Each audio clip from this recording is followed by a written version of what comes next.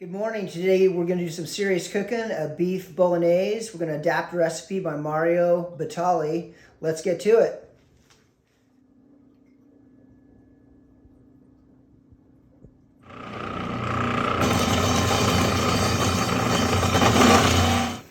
Get the onions a little translucent.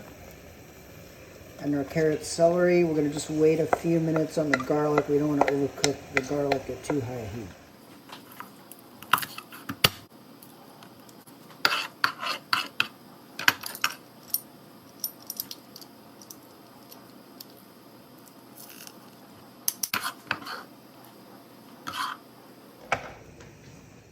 Looks like we're going to need a bigger boat.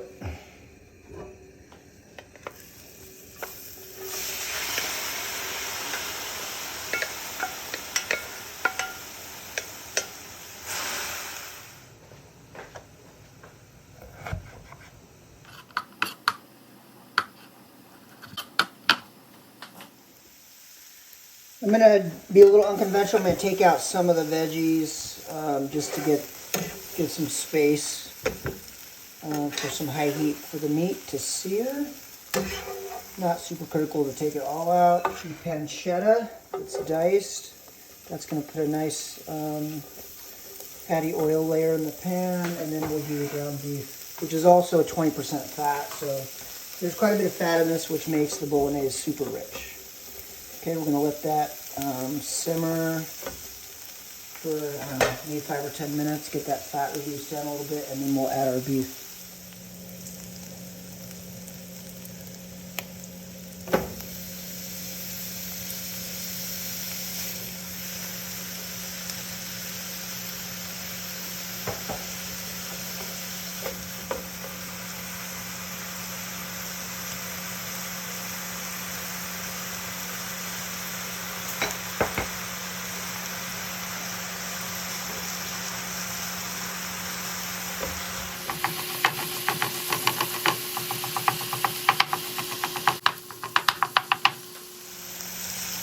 So this isn't going to be meatballs, so you really got to chop up the ground beef and keep it moving. You don't want to burn it. A little browning is good, but when you start to get black, that imparts bitterness, so keep things moving. So heat's starting to catch up on me here. It's a little bit dark on the sides of the pan. So you really just got to pay attention, keep it stirring. So this beef and pancetta has been reducing for about half an hour. I'm getting that fat to render down. See how it tastes, texture included.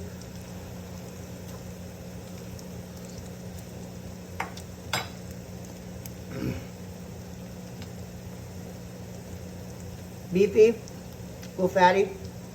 I've already added several pinches of salt, so we're going to let the salt stand. And now we're going to really lower the heat for another half hour or so, and then we'll add the rest of our ingredients. We'll add our vegetables back in, so the carrots, the onions, the garlic, and that can all kind of simmer together. So this is not necessarily an all-day spaghetti sauce, pasta sauce, sorry, but it's definitely half a day. So the real inspiration for this recipe, this is our tomato paste we're adding, is from Destin, Florida. I was stationed there for the last 10 years of my career at AVSOC at Hurlburt Field in Fort Walton, and that's in the Panhandle, Florida. And in Destin, there's a restaurant called La Famiglia. And my dear friend Michaela was one of the family members that owned that restaurant. And I'd often go there, say hi to her and the rest of her family, her parents, and sit down at the bar that's in the restaurant and have a bowl of beef bolognese. Really good, and I always wanted to be able to make it. So I'm making it here. This is probably my third or fourth time doing it, and it's just so good and got a lot of good memories associated with it. And I hope that you too, you and your family, can learn to love this recipe. Okay, we're adding the milk, which actually have a little bit of cream in there to really richen it up. Awesome. Okay, I put the milk in, simmered for about an hour, and now we're going to add some white wine. This is a Chardonnay, Rancho Santa Fe Wines out here in San Diego. A good friend of mine, Kate Spooner, this is amazing wine. It's wild use Chardonnay from South Africa. Just going to pour that in there. It's gonna deglaze the pan a little bit. We'll let this alcohol simmer off and then reduce the wine further.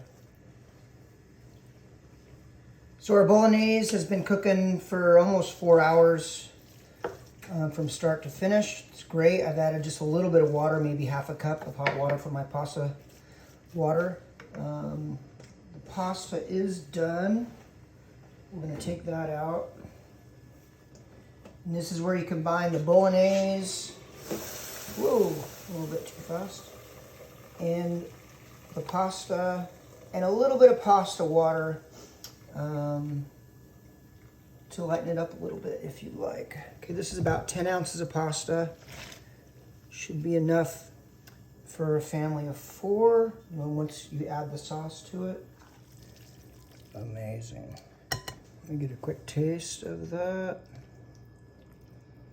Just a couple noodles.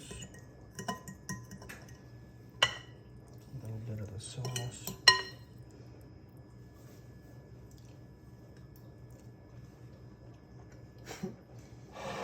Wow.